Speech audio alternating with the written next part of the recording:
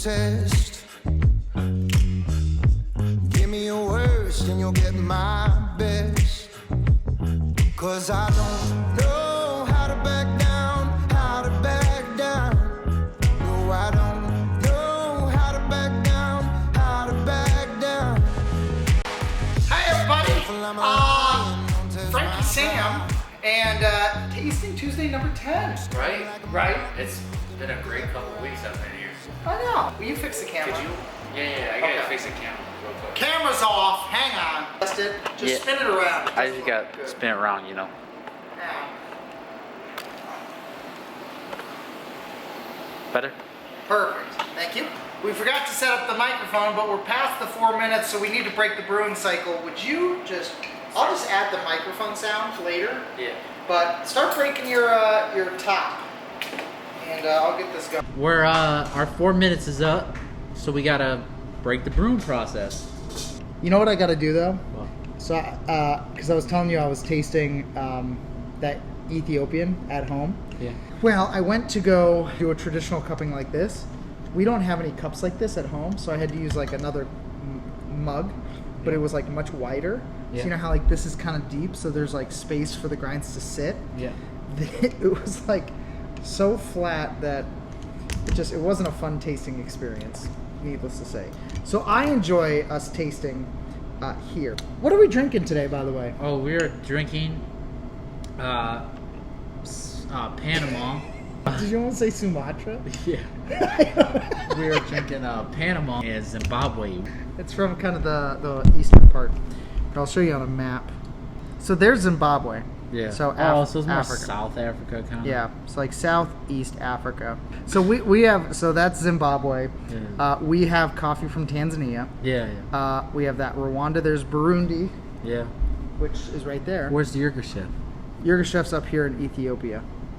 So Oh. all of our like Harar, Jima, Sidamo? Sidamo, it's all in Ethiopia. Yeah.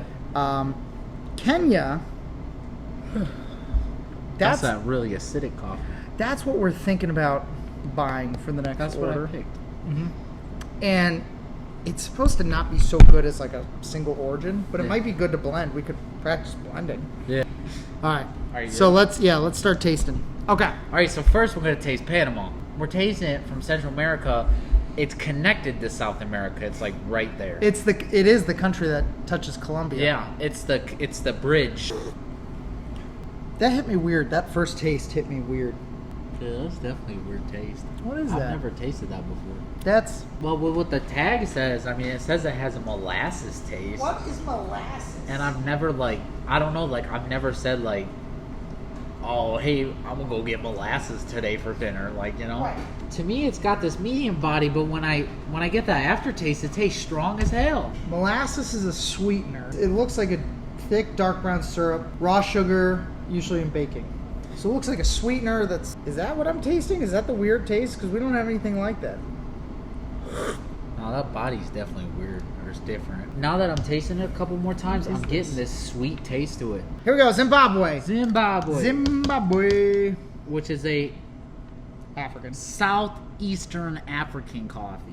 Holy hell, that's way different. Do you taste bean soup in this? Is it just me? No, I don't think. Alright, so Panama is molasses and Zimbabwe is bean soup. It is definitely sweeter and creamier because it cooled down. Do you get that right in your nose, like in the back of your nose, the aftertaste? Do you get like if it like comes back out, like the smell, it's stuck back in the back of my nose. Almost kind of like a white wine. My brain is Not so working. fried right now. I can't even think about it. This body threw me off so much. But the Panama or the Zimbabwe? The Zimbabwe. I don't know what to classify it as. It's not like strong like the Panama. This is not strong at all. But it's not like a light body. It's not light either. It's got like a heavy kick of flavor. It does, and it's pretty smooth. Well, I'm having mixed vibes about this coffee. I'm having lots of mixed vibes. This is such a weird coffee. I don't It know. really is. I don't know. It's not bad though. It's a very good coffee. It's good. I didn't know this was going to be this brutal today. Well, we'll save our favorites out of these till after the coffee corner. Hello everybody. Welcome to Frankie's Coffee Couch today. It's week 10.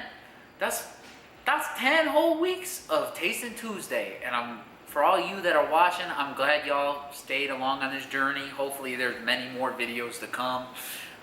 Me and Sam really enjoyed doing this. Today, the coffees we talked about were Panama, which is a Central American coffee. It's connected. It's right there. There should be a map on Trina now.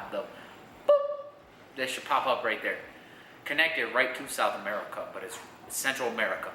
And then we got Zimbabwe, which is Southeastern Africa. It's right above South Africa. There'll be another point right there.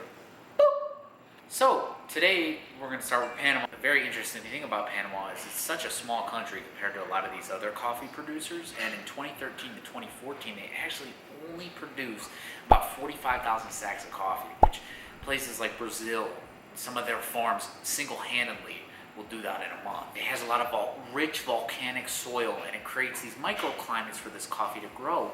But the winds actually that blow over the top of the mountains from the north create a fine mist called baharage that acts as a huge air conditioner that cools these coffee cherries down and will lead to these complex tastes that you find in Panama coffee. All right, so now we're doing Zimbabwe coffee, the second coffee we tasted today.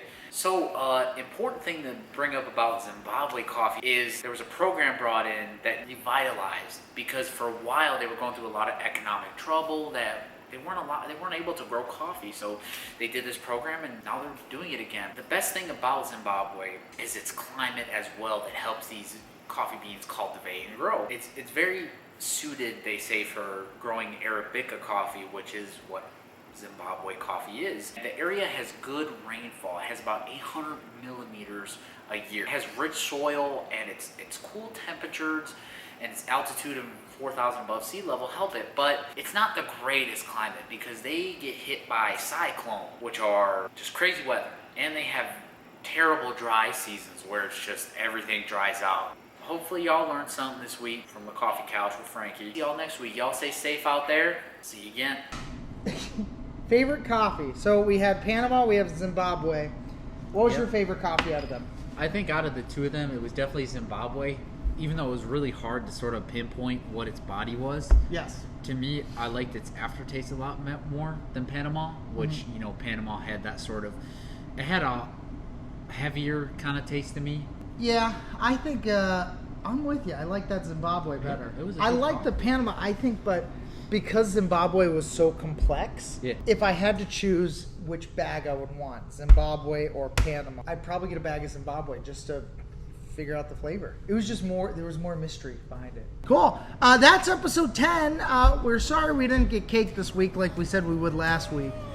Maybe we'll do cake next week. Yeah, we'll do a happy belated birthday or anniversary. Alright, that's it. Tuesday 10. Hey, Tuesday 10. We're done. We're done. Get out of here.